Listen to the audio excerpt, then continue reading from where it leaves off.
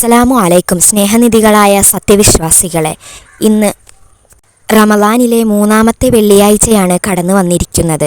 അതുകൂടാതെ ഇന്ന് മഗ്‌രിബോടുകൂടി നമ്മുടെ ബദരീങ്ങളുടെ ആണ്ട് 17-ാം രാവ് നമ്മളിലേക്ക് അടുത്തു വരികയാണ്. വിലപ്പെട്ട സമയങ്ങളും അതിശ്രേഷ്ഠമായ ദിവസങ്ങളുമാണ് നമ്മളിലൂടെ കടന്നുപോയിക്കൊണ്ടിരിക്കുന്നത്.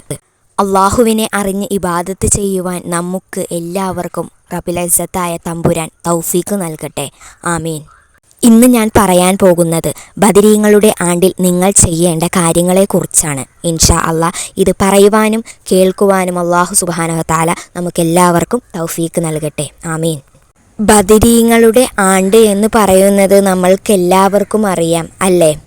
ഇസ്ലാമിനെ ഈ ലോകത്ത് നിന്ന് മുഴുവനായി ഇല്ലാതാക്കാൻ ശ്രമിച്ചപ്പോൾ നബി സല്ലല്ലാഹു അലൈഹി വസല്ലമ തങ്ങളും സ്വഹാബികളും നടത്തിയ യുദ്ധമാണ് ബദർ യുദ്ധം. ആ ദിവസത്തിലാണ് നമ്മൾ ബദരീങ്ങളുടെ ആണ്ട് എന്ന് പറയുന്നത്.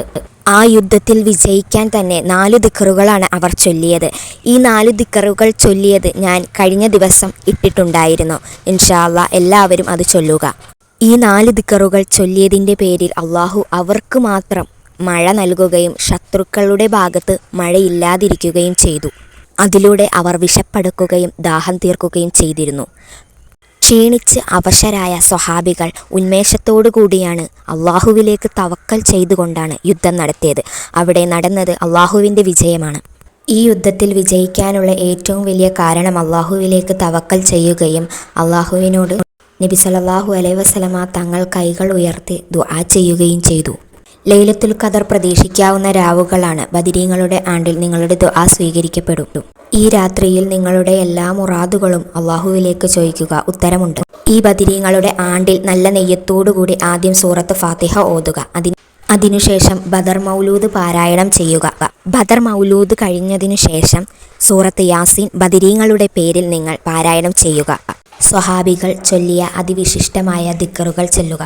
ശേഷം ലാ ഇലാഹ ഇല്ലല്ലാഹു മുഹമ്മദുർ റസൂലുള്ളാഹ് അസ്തഗ്ഫിറുല്ലാഹുൽ അലീം ലാ ഹൗല വലാ ഖുവത ഇല്ലാ ബില്ലാഹിൽ അലിയ്യുൽ അലീം ഹസ്ബുനല്ലാഹു നിഅമൽ വക്കീൽ നിഅമൽ മൗലാ വ നിഅമൻ നസീർ ബിസ്മില്ലാഹി തവക്കൽതു അലല്ലാഹ് ലാ ഹൗല വലാ ഖുവത ഇല്ലാ ബില്ലാഹ് എന്നീ ദിക്റുകൾ 313 തവണ ചൊല്ലിയതിനു ശേഷം സൂറത്ത് ഫാത്തിഹ, സൂറത്ത് ഇഖ്ലാസ് എന്നിവ ചൊല്ലി മുത്തുനബി സല്ലല്ലാഹു അലൈഹി വസല്ലമ തങ്ങളുടെ പേരിൽ സ്വലാത്ത് ചൊല്ലി അവസാനിപ്പിക്കുക. നിങ്ങളുടെ ആവശ്യങ്ങൾ അള്ളാഹുവിലേക്ക് സമർപ്പിക്കുക.